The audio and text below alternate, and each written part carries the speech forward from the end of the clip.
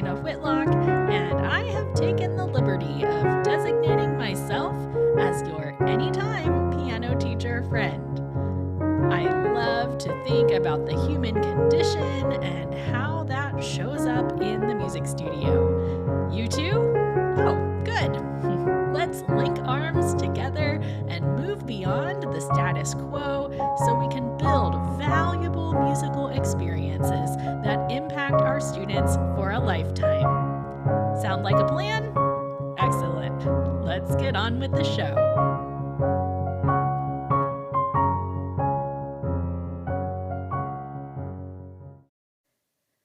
So, if you know me at all in real life, you might have burst out laughing when you saw the title of this episode.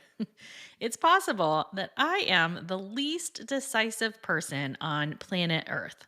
So, who am I to release an episode on decision making for piano teachers? It's kind of comical. Well, as is often the case here on Beyond Measure, I think it's actually that struggle that gives me some important perspective on the matter. I don't actually want to take advice from someone who claims they make decisions easily, because they can't identify with my overthinking brain, can they? I'm talking about this today because I know fully well there are many of us in this profession who claim to be indecisive. I am just going to start off by saying this. I'm not entirely sure it's true. When it comes to making big, important decisions, I'm actually pretty decent at that, and I have a feeling you are too. My theory is that it's far more about the overwhelming number of possibilities and small decisions we have to make as music teachers that do us in. What if we weren't actually that bad at making decisions? What if it's just because we are constantly making decisions and we get tired? We have to make choices about how we run our businesses, where our boundaries are, how we can make the numbers all balance out. We decide how to spend our time in each individual lesson. We make decisions on when something is ready to pass and when it needs another week. We choose whether our student needs a push or whether they need compassionate support. We choose what to work on and in what order. We choose how much professional development we're going to engage in any season of our life, and how much online networking we're going to do through social media. We have to think about what additional income streams we want to add to our portfolio careers, if any.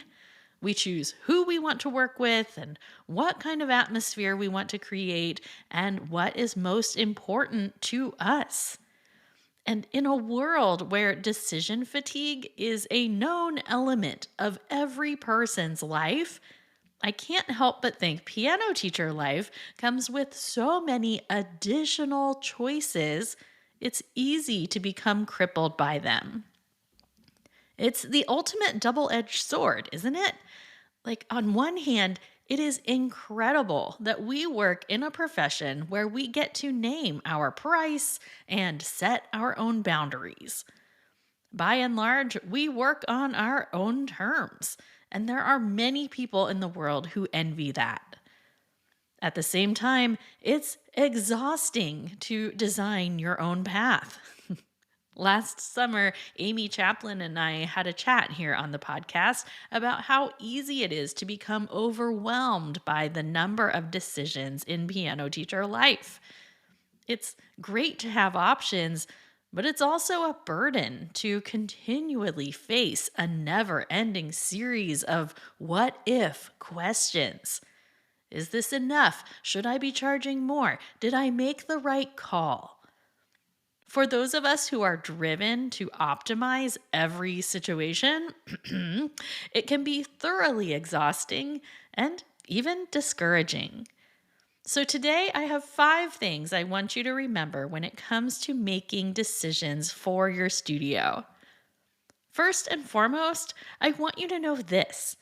Most of the time, there is no such thing as the right decision and the wrong decision. There is just a decision. We often agonize over whether we should do a thing or not because, on some level, we think there is one correct decision to be made, and it's up to us to determine which is which. That's just not the case. When we present ourselves with two options, like the right choice and the wrong choice, we often build ourselves a false dichotomy, a false dilemma. Where we come to believe that there are only two options. This causes us to miss other possibilities, and it also places a weird sense of morality on our choices because we want to be people who make the right decisions. We want to be the people who make wise decisions. And by approaching our choices as though there are only two things, right versus wrong, wise versus foolish, we are putting unnecessary pressure on ourselves by failing to see the nuance of our situations. Here's another thing. I once heard Andy Stanley say that the biggest flaw in our ability to make decisions is the fact that we assume we know how the future is going to turn out. We build our pro con lists and we do our best to predict how our studio families will react and how our students will be impacted, even how we are going to feel when we think we have found this elusive, correct decision. But we don't know any of those things. We can't know. Thus, we do have to think things through and do our research and do all the things, but then we have to make a choice. And friends, it's so important that we shake off the weight of trying to make the right decision and instead simply make a decision. And as Amy Chaplin and I also talked about in that conversation back in episode 176, our decisions are also much less finite than we think they are. It's perfectly fine to give something a try, reassess, and then change your mind. I've said it from the get-go here on this podcast, but we have to be willing to grow and evolve in this profession. We should change our minds from time to time. That's a good thing. But our choices don't have to be qualified as good and bad. What if our choices were just choices? The second consideration I have for you today comes from Kendra Adachi over at The Lazy Genius. If you don't know about The Lazy Genius, Kendra Adachi has basically built an internet empire on this single premise. We have to name what matters. It's interesting, really. She does say lots of other smart things, but so much of her content boils down to reminding people to name what matters before they make a decision or when they're trying to solve a problem. It seems like such simple advice on the surface, but these are the types of ponderances that we skip over in lieu of building pro-con lists and predictions of what will happen if we choose X, Y, or Z. Anytime I am faced with a decision, I find the process of naming what matters to be the single most clarifying question I can ask myself. If you're facing a decision about your studio, you need to ask yourself what matters most about this choice. Do you have a specific financial goal you need to meet? Is money the primary driver of this decision? That's okay, but you need to name that. Do you want to preserve a relationship above all else? Is there a scheduling constraint that you need to work around? Do you need to find mental peace? What matters most about this decision? Maybe you just need to change things up and do something different because you're bored. That is a great impetus for change, but you need to say it. I know. So many times we'll find ourselves thinking it all matters, and it might, but One specific need for me, in my experience, always does seem to float to the top above all the others. So I'm always glad when I stop and ask myself that question: what matters most about this decision? Third on my list of considerations today, and this piggybacks a little on the previous notion, but I want you to name what you want. I work with a lot of teachers, and I can say this: we are all pretty terrible at naming what we want. We tend to consider our students, their families, our communities, etc., but we fail to ask ourselves what we want from this decision. Now, you know me. I want you to consider all of those other people. Your final decision of any choice needs to consider every party involved. I am not suggesting we make any decision in our own best interest without considering others. That would be pretty off brand for me, actually. My ultimate goal is to build studios where everyone is benefiting and everyone is appreciative.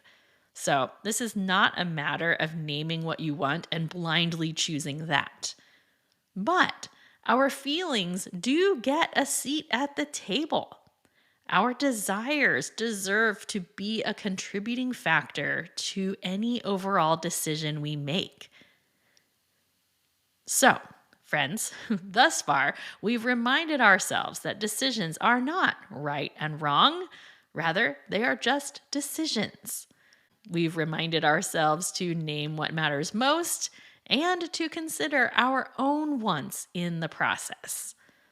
The fourth item of our list today is this: seek wise counsel. When you are in the midst of a decision that feels heavy, you need to talk it through with someone. And really, you need to talk it through with someone who gets it. This is why I'm so adamant that our fellow teachers are our greatest assets in this work. The process of talking your decision through out loud with someone else who understands the ins and outs of our work, that is valuable stuff, friends. I can't help but think of the timing of this particular episode. Many of us are finishing up our summer offerings. For some of you, summer is business as usual and nothing changes about lessons. But for others, you offer packages or camps or special opportunities, or maybe you just take a bunch of time off. Good for you. Whatever you do, it's likely that you have spent a lot of time thinking those things through. You've crunched a lot of numbers. You've done your best to gauge interest and project how successful your ideas are going to be. And in my experience, it's easy to drive yourself absolutely crazy, spinning through possibility after possibility. But there's a sense of clarity that comes when you make yourself put your thoughts into words and talk them through with another person, especially another teacher. I hope you have a teacher friend that you can chat this stuff out with. I really do. And if you don't, I hope you can find one and you can begin to prioritize building that kind of relationship with a colleague, because it really matters. I will just say that if you are someone who doesn't know who to go to for advice, or if you have felt burned by other teachers in the past and you find it hard to open up to others for fear of judgment or rejection, I have heard a lot of those stories, and I can promise you that you are not alone. And there are good-hearted teachers, like myself, who are happy and willing to meet with you and help you work through the decisions that are weighing on your mind. So, yes, you might have to pay for it. And I know music teachers hate spending money. It's a thing, especially for intangible things like coaching. But what is your peace of mind worth? If you are struggling, really struggling with overwhelm from studio decisions, It might be worth booking a teacher consultation with myself or with one of the many other teachers who offer these kinds of services. There are many of us out there. I promise I'm not trying to turn this into a big sales pitch for consultations, but I do want you to know there is real value in talking your ideas out with others. And if you don't have someone in your life who gets it, well, there are ways to connect with someone like me who does. I will pop a link in the show notes for my consultation service, but really, the bigger takeaway is the reminder to stop spinning your ideas in your own head. Think it through, but then speak the words into existence in an actual conversation with a like minded colleague. You will be much better off. And while we're on the subject, can I offer just one word of warning? If you are the type of person to seek advice through an online forum, think Facebook groups or Instagram surveys or what have you, there are just a few things to keep in mind when doing so. In theory, it seems like asking a group of 20,000 plus piano teachers for their opinions would result in a wide sampling of ideas and a balanced collection of thoughts. However, that is not usually the case. When you ask a Facebook group for advice, there are only a small percentage of people who are going to chime in. You don't always get a fair representation of ideas, and rather, you end up with insights from the people who were compelled, for whatever reason, to comment. And I think, as we all know, sometimes their comments are very helpful, but sometimes they are not. I do think it gives us this illusion that we're taking a sample from a broad audience and therefore we're going to receive a balance of opinions. And that just is not the way it ends up working. Regardless of how clear you are in your initial post to a group like that, you can only provide so much context on the situation in writing. It's really hard, actually, to write a post that gives the whole picture. Furthermore, even if you wrote the perfect post, it will quickly become obvious that commenters don't always read it closely enough. They will miss key aspects of your inquiry. They will assume things based on their own experience that are contrary to yours. It's just a mixed bag. And I know I've talked about Facebook groups multiple times here on the show, so I'm not rehashing all of that. There is so much good that can come from those groups. Just do me a favor and don't count on that feedback for really important decisions, okay? Find a trusted colleague with like-minded ideals who you can run everything through. And then you can be a sounding board for them as well. It's really a perfect situation. All right, my fifth point of consideration for decision making today is this: don't wait to write your communications. I've talked about this here on the podcast before, but again, I think this is really timely as we find ourselves heading into the end of another school year and as we find ourselves thinking about policy and tuition updates for next year. Once you've made your decisions, go ahead and start drafting your communications. Don't wait. For instance, I send out all of my summer information and fall updates during that first week of May. It's a little later than I might like to do it, but I also enjoy sending it out after my spring recital when everyone is keenly aware of all the good work we're doing here.